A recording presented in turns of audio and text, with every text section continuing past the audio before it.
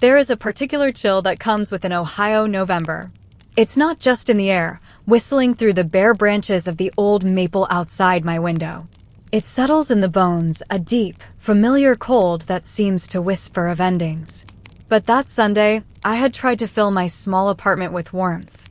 The scent of roasting chicken and thyme, the soft glow of the table lamp against the gathering dusk, the low hum of the oven, it was all a deliberate act, a fortress built against the encroaching quiet. Family dinners were my ritual, my anchor.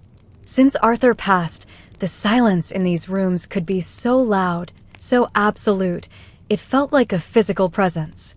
But once a month, my brother Frank, his wife Carol, and their 16-year-old daughter, Lily, would come over. They brought noise and life, and for a few precious hours, the silence would retreat. That evening, everything felt normal. A little strained, perhaps. Carol was talking animatedly about their recent vacation, a cruise to the Bahamas, her voice a bright, polished thing that seemed to bounce off my simple, well-worn furniture. Frank, dear Frank, just smiled his quiet smile and helped me carry the gravy boat to the table. And Lily, my sweet, sharp, and suddenly distant niece, was scrolling on her phone, her thumbs a blur, her face illuminated by that cold, blue light. "Lily, honey, the phone," I said gently, setting down a bowl of mashed potatoes. At the table, she sighed, that universal teenage sound of profound inconvenience, and tucked the device away. "Sorry, Aunt Helen." We sat, we passed the plates, we made the small talk that stitches a family meal together. I looked around the table at their faces in the lamplight and felt a surge of that old, protective love. This was my family. This was what was left. I was telling a story about Arthur, something silly about the time he'd tried to build a birdhouse, and it had ended up looking like a lopsided shoebox. I was laughing, my hand instinctively going to my throat, to the necklace I always wore. My fingers found the familiar, smooth curve of the pendant, a simple, milky blue stone set in a delicate silver filigree. It was cool to the touch, as always. A comfort. That's when it happened. Lily, who had been listening with a faint, bored smile, suddenly leaned forward. Her eyes, the same bright blue as her mother's, fixed on my neck. "That's a pretty necklace, Aunt Helen," she said, her voice oddly flat. Before I could even murmur a thank you, her hand darted out, quick as a kingfisher snatching a fish from a stream.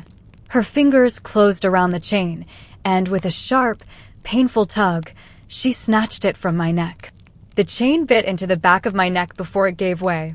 I gasped, more from the shock, the violation of it, than the physical sting. "Lily." Frank's voice was sharp. But Lily wasn't looking at him. She was holding the necklace up, the stone swinging like a pendulum between us. She turned to her mother, a smirk playing on her lips. "See, Mom? I told you it was the one you were talking about." Carol's face flushed a deep, blotchy red. She gave a tight, nervous laugh. "Lily, for heaven's sake, give that back to your aunt." But Lily, emboldened, ignored her. She looked right at me, her gaze level and utterly devoid of the warmth I was used to seeing there.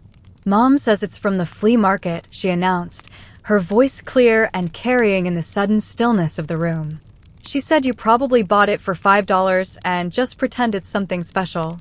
She says you're always making up stories about your old, junk stuff." Time stopped. The words didn't just hang in the air. They seeped into it, poisoning the scent of thyme and chicken, dimming the lamplight. I felt the blood drain from my face. I looked from Lily's defiant face to Carol's horrified one, and then to Frank's, which was a mask of pained embarrassment. The silence that followed was different from the one I lived with. That was a gentle, if lonely, silence. This was a brutal, smothering quiet, broken only by the frantic ticking of the grandfather clock in the corner. My hand was still at my throat, feeling the phantom weight of the necklace, the cold spot on my skin where the stone had rested for over 40 years. I looked at Carol, my sister-in-law, who I'd welcomed into this family, who I'd helped through her father's illness, who I'd thought was a friend. "Carol." The word was a whisper, ragged and torn. Her mouth opened and closed. She couldn't meet my eyes. "Helen, she's twisting my words. We were just joking around the other day, that's all. Just silly talk." But the damage was done. The casual cruelty of it was a blade, slipped neatly between my ribs. Junk stuff. The words echoed in the hollow of my chest. Lily, looking slightly less sure of herself now, dropped the necklace onto the tablecloth. It landed with a soft, final click. I stared at it, that small, blue stone against the white linen. To them, it was a trinket. A piece of costume jewelry from a dusty bin at the flea market. They saw no history in its sheen. They felt no heartbeat in its cool surface. But I did. I saw it all. The stone was a lake under a Scandinavian sky. The silver was the worn handle of a paintbrush. The necklace was my life. It was Arthur. And in that moment, as I sat surrounded by the ruins of my family dinner, I knew I had to tell them. I had to make them see. They had called my most precious memory a lie, and the only thing left to do was to speak the truth, no matter how much it hurt. I slowly, carefully, picked up the necklace. The metal was warm from Lily's hand. I closed my fingers around it, the edges of the filigree pressing into my palm. "No," I said, my voice finding a strength I didn't know I still possessed. "It's not from the flea market." I looked at each of them in turn, at Frank's shame, at Carol's defensive panic, at Lily's confused curiosity. "This," I said, holding up the clenched fist that contained my heart, "is from a man named Elias." The room was so quiet I could hear the hum of the refrigerator from the kitchen, a sound I normally never noticed. 3 pairs of eyes were fixed on me, on my closed fist. The anger and the hurt were still there, a hot, sharp knot in my stomach, but beneath it, something else was rising. A tide of memory, so powerful and so long suppressed that it threatened to pull me under entirely. "Elias?" Frank finally said, his brow furrowed. "Who's Elias?" A boyfriend before Dad." A sad, small smile touched my lips. "No, Frank. Not before Dad. Long before. Before everything." I took a slow breath, the air tasting of cold gravy and regret. I opened my hand, the necklace pooling in my palm. I wasn't looking at them anymore. I was looking through the cheap wallpaper of my Ohio apartment, through the years, all the way back to a different world. It was 1958, I began, my voice softening, drifting back in time. I was 20 years old. You have to understand, the world was so different then. It was all still black and white in the movies, and in a lot of ways, in life too. I was living at home still, helping my mother, your grandmother, and I felt trapped, like a bird in a very nice, very respectable cage. I remembered the feeling vividly. The crisp, starched collars of my dresses, the expectation to marry one of the nice, bland boys from church, the slow, predictable arc of a life laid out before me like a pre-written script. I wanted to be an artist. I dreamed of going to Paris, of studying painting. But we didn't have the money for that. And it wasn't really what a young woman from a good family did. So I painted in my bedroom. Landscapes from postcards. Bad still lives of fruit bowls. It was a hobby, they said. A pleasant way to pass the time until I started a family. I looked up at Lily. She was listening now, truly listening, the sullenness replaced by a flicker of interest. Then, my father's company hired a new draftsman. He was from Norway. His name was Elias Nystrom. Saying his name aloud after so many years felt like breaking a seal on a jar full of light. He was different. He had hair the color of wheat and eyes the color of the sea on a cloudy day. He was quiet, but when he spoke, it was with a gentle accent and a certainty that fascinated me. He saw the world in lines and angles, in shades of light I couldn't even perceive. I told them about the first time I really saw him. It was at a company picnic at the local park. I was sitting under a tree, sketching the old bandstand, trying to capture the way the late afternoon sun hit the wrought iron. He walked over and stood behind me. I was so embarrassed, ready to snap my sketchbook shut.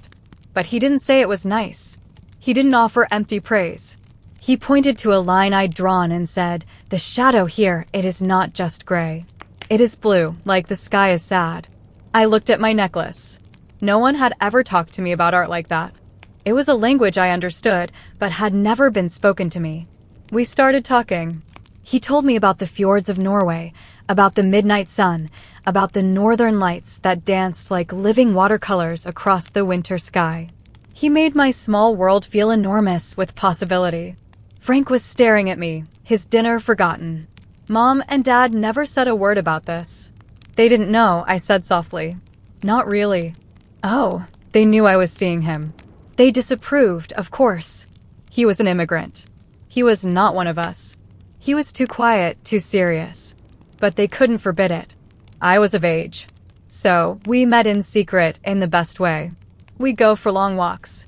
He'd take me to places I'd never seen, an old quarry filled with green water, a railroad bridge that looked over the whole town, a field of wildflowers that he said reminded him of home.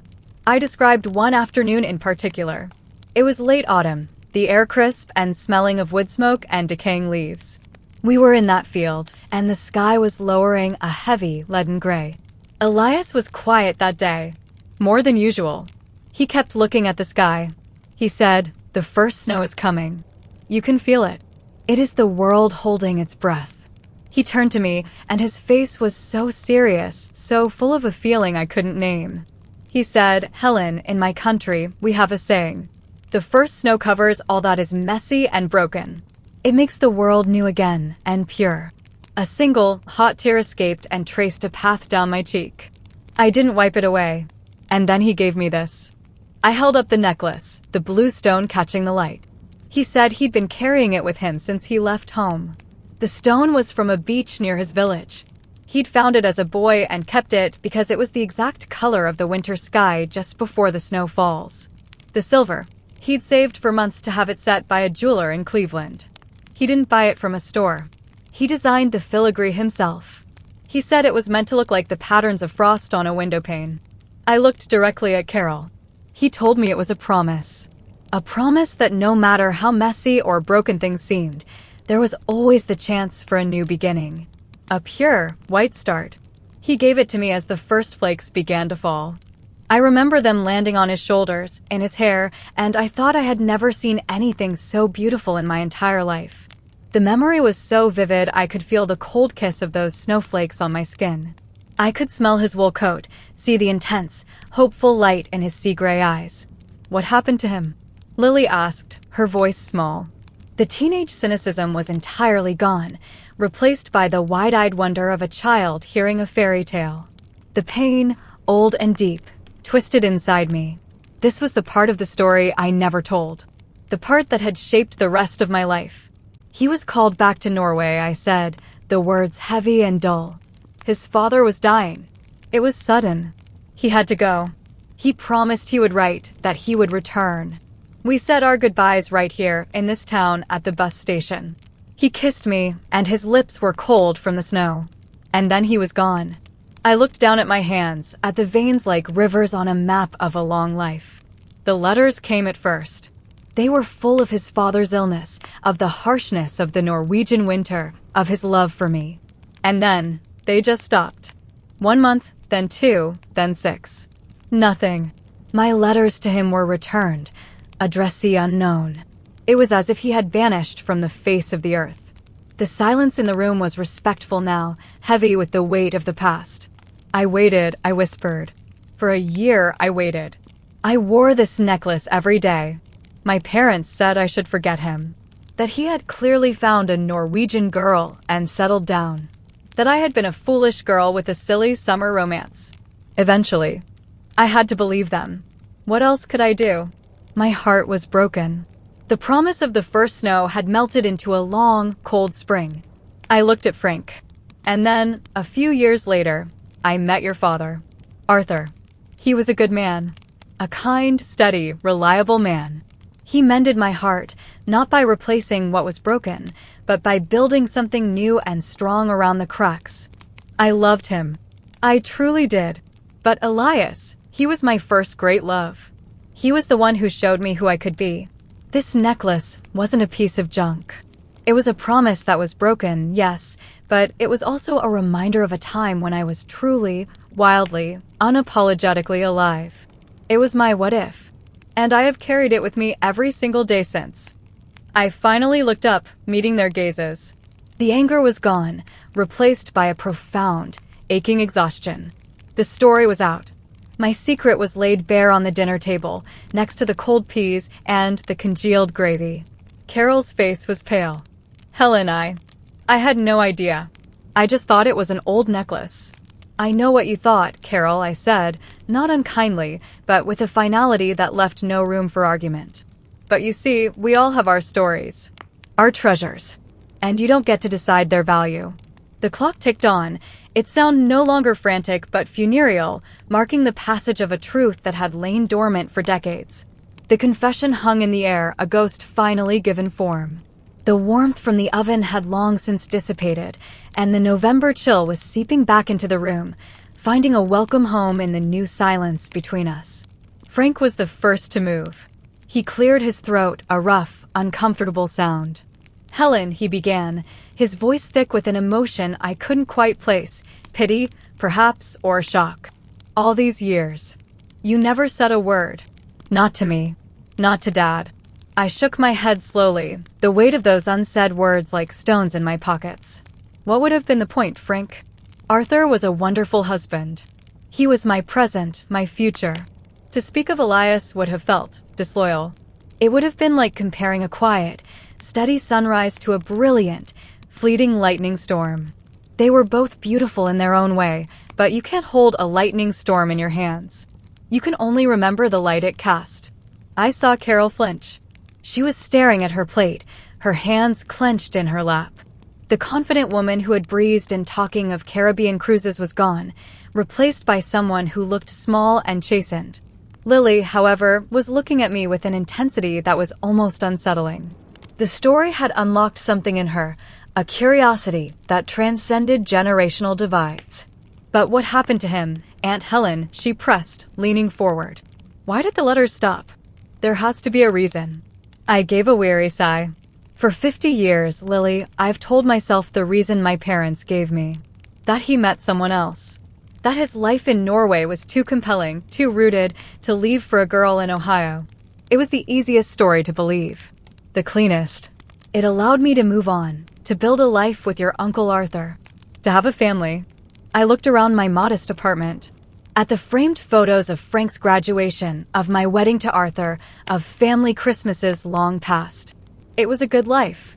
A life filled with love and laundry and mortgage payments and laughter. It was a real life. The life with Elias existed only in the realm of memory and what-ifs, a path not taken that had grown over with the brambles of time.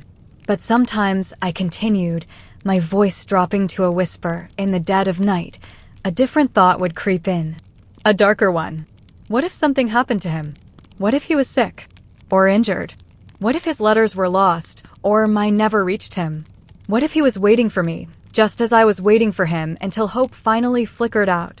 The possibility was a special kind of torture. A clean break you can mourn and eventually move past. A mystery, however, is a wound that never fully heals. It just scabs over, ready to be picked at by a random song on the radio, a certain slant of light, a cruel comment at a family dinner. After Arthur died, I said, the familiar ache of that loss surfacing, mingling with the older, deeper one, the silence came back. And in that silence, Elias's memory returned, louder than ever. I found myself taking out the old letters I'd saved, the few photographs. I even tried, once, to look online. But what was there to find? A common Norwegian name from 60 years ago? It was a needle in a haystack the size of the world. I felt foolish. An old woman chasing a ghost. I looked at the necklace, still curled in my palm. So, I put it all away again. I tucked the letters and the photos into a box at the back of my closet, and I wore the necklace under my clothes, next to my skin. It became my secret again. My private sorrow. My beautiful, broken promise. Until tonight. My gaze settled on Carol. She finally lifted her head, and her eyes were glistening with unshed tears. Helen, I am so sorry, she said, and this time, the words held a genuine weight. It was cruel. It was small-minded and jealous and cruel. I see that now. Jealous? Frank asked, bewildered. Carol nodded, a fresh wave of shame washing over her features. Of that, she said, gesturing weakly toward the necklace. Of a love that was so epic. Frank, our story is we met at a college mixer. We got a mortgage. We had Lily. It's a good story. It's our story. But sometimes it feels so ordinary. And here was Helen with this secret, romantic past. This great love affair. I'd see that necklace and it would irritate me. I thought she was being pretentious, holding on to some fantasy. I thought if I called it what I thought it was, a cheap piece of junk, I could diminish it. I could make my own life feel enough. Her confession was its own kind of unraveling. The petty jealousy that had festered for years, now exposed in the lamplight. It wasn't about the necklace at all. It was about the story it represented. A story she felt she could never compete with. "Oh, Carol," I said, and the last of my anger dissolved, replaced by a profound sadness for her. My life with Arthur was ordinary, too. And it was magnificent. The epic love isn't always the one that ends in tragedy or mystery.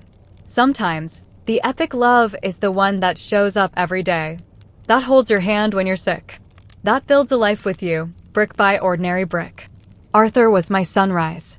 And a sunrise lasts all day long. A lightning storm is over in a flash. We sat in that new, raw silence for a long moment. The truth had been told, the apologies offered. But something had been set in motion. A stone had been dropped into the still pond of the past, and the ripples were still spreading. Lily stood up abruptly. She walked around the table and came to my side. She hesitated for a second, then wrapped her arms around my shoulders in a clumsy, heartfelt hug. "I'm sorry I snatched it, Aunt Helen," she mumbled into my shoulder. "It's the most beautiful story I've ever heard." Then she pulled back, her young face set with a determined expression that was entirely new. "But we have to know." "Know what, sweetheart?" I asked, patting her hand. "What happened to him," she said, as if it were the most obvious thing in the world. "We have the internet now. It's not like it was. We can look. Really look." Frank shifted in his chair. "Lily, I don't know if that's a good idea. That's Aunt Helen's private business. Opening that box, it could lead to more hurt." But Lily, a child of the digital age, couldn't comprehend such a mystery going unsolved. But what if it leads to an answer? What if he's been looking for her too? "Don't you want to know, Aunt Helen? Don't you want to know the end of the story?" I looked from her eager, hopeful face to Frank's concerned one, to Carol's pained expression. I looked down at the blue stone in my hand, the promise of a first snow from a lifetime ago. For 50 years, I had been afraid of the answer. Afraid of confirming that I had been easily forgotten. But now, sitting in the wreckage of the dinner, with the story already told and the ghost already summoned, the fear felt different. It was mixed with a fragile, terrifying sliver of hope. I closed my fingers around the necklace once more, feeling its familiar shape, its enduring presence. Yes, I heard myself say, the words surprising me as much as it did them. "Yes, Lily. I think I finally do." The following week passed in a strange, suspended animation. My small apartment, once a sanctuary from the world, now felt like the nerve center of a quiet investigation. The cold chicken and congealed gravy had long been cleared away, but the emotional residue of that dinner remained, a fine dust over every surface. Lily had taken charge with a ferocity that both touched and terrified me. She'd asked for everything: Elias's full name, the name of his village, his father's name, the company he'd worked for. I'd retrieved the box from the back of my closet. The scent of old paper and cedar filled the room as I lifted the lid. Inside lay a stack of letters tied with a faded blue ribbon, 2 black and white photographs, and a pressed wildflower so brittle it threatened to turn to dust at a touch. The photographs were the hardest to look at. There he was, Elias Nystrom, leaning against the railroad bridge, squinting into the sun, a faint, confident smile on his lips. He was so young, so impossibly young. And there I was, standing beside him, my head tilted back in laughter, my hand on his arm, the necklace clearly visible at my throat. We looked like we owned the world. I handed it all over to Lily with trembling hands. It felt like handing her my still-beating heart. Frank was hesitant, a constant voice of caution. "Are you sure about this, Helen? You've built a whole life on not knowing." Carol, to her credit, had been quietly supportive, bringing over a casserole and offering to help Lily with the research, a silent penance for her earlier cruelty. I wasn't sure. I was terrified. The not knowing had become a part of me, a familiar companion in my grief. To replace it with a definitive answer, especially a painful one, felt like a monumental risk. What if we found a wedding announcement? An obituary for an Elias Nystrom surrounded by a loving wife and children? The confirmation of my deepest, oldest fear would be a final, brutal blow. But Lily's youthful optimism was a force of nature. She spent hours on her laptop at my kitchen table, the blue light of the screen illuminating her determined face. She found genealogical sites, Norwegian archives, immigration records. She was a digital detective, piecing together fragments of a life from another century. Days turned into a week. The initial fervor began to wane. The trails went cold. The name was too common. The village had likely changed. Hope, that treacherous thing, began to recede, and the heavy blanket of resignation started to settle back over me. Perhaps some mysteries were never meant to be solved. Perhaps the story was always meant to end with a question mark. Then, on a rainy Thursday afternoon, the phone rang. It was Lily. Her voice was breathless, electric. "Aunt Helen? Don't get upset. I found something. I think you need to sit down." My heart hammered against my ribs, a frantic, trapped bird. I sank into my armchair, my knees suddenly weak. "What is it, Lily? Just tell me." "It's an obituary," she said, and my world tilted. Of course. It was the answer I had always expected. The final, closing of the book. "Oh," I managed, the sound a small, broken thing. "No, Aunt Helen, listen," she rushed on, her words tumbling over each other. "It's not his. It's his father's. Leif Nystrom. He died in December of 1959. In a small town called, wait, let me get this right, Orsta." The name meant nothing to me, a collection of strange letters. "But that's not all," Lily continued, her voice trembling with excitement. "The obituary lists the survivors. It says, 'Beloved father of Elias.' Aunt Helen, it says, 'Beloved father of Elias.' And then it says, 'and a cherished grandfather to his late son's daughter, Carrie.' The words didn't compute. They were sounds, empty of meaning. Late son. The phrase echoed in the hollow space between the phone and my ear. Late son. I whispered. "Aunt Helen," Lily said, her voice now soft, filled with the awestruck sorrow. "Elias, he died. He died before his father did." The air left my lungs in a rush. The room swam. I gripped the arm of the chair, my knuckles white. Dead. He had been dead all this time. Not married. Not forgetful. Not living a happy, full life in Norway without me. Gone. How? The word was a croak. "I don't know yet," Lily said. "But I have a date. And a place. I can keep looking." She did. With the date of his father's obituary and the name of the town, she found it. Elias Nystrom's death notice. It was brief in Norwegian, but online translators did the rest. He had died in the spring of 1959. The cause was listed simply as enulic. An accident. Lily, with the relentless curiosity of youth, dug deeper into Norwegian digital newspaper archives. It took her another day, but she found a short article from a local paper. It described a tragic hiking accident in the mountains near Orsta. A rockslide. One young man, Elias Nystrom, had been killed. He was 23 years old. He had died just a few months after returning to Norway. He had never forgotten me. He had never stopped loving me. He had been taken from the world, from any possible future we might have had, by a random act of nature on a mountainside. I sat alone in my quiet apartment for a long time after Lily told me. I held the necklace. I read the translated article until the words blurred. I wasn't crying. The grief was too deep, too ancient for tears. It was a grief for the boy he had been, for the life he had lost, for the children we never had, for the shared old age we were denied. But woven through the grief was a strange, golden thread of relief. A profound, soul-deep vindication. He had loved me. The promise of the first snow had been real. It hadn't melted away from neglect or a change of heart. It had been buried under an avalanche, preserved in its perfect, pristine state forever. I called the family together again. Not for a dinner, but for a quiet afternoon. I told them what Lily had found.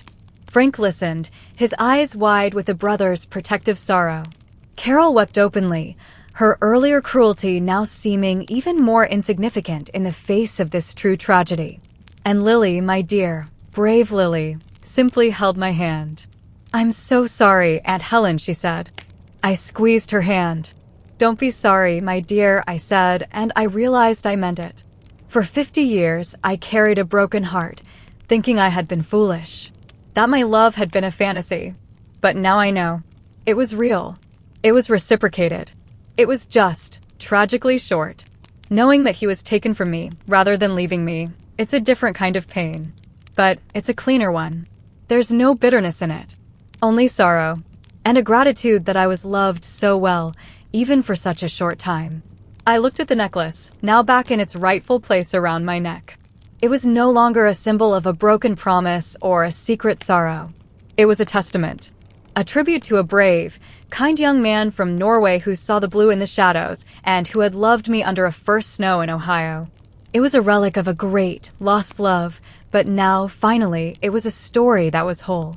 The mystery was solved. The ghost was laid to rest. And in the quiet of my Ohio apartment, an old woman finally made peace with the boy she had loved a lifetime ago. The snow had finally fallen, covering all that was messy and broken, leaving behind a landscape of pure, quiet truth.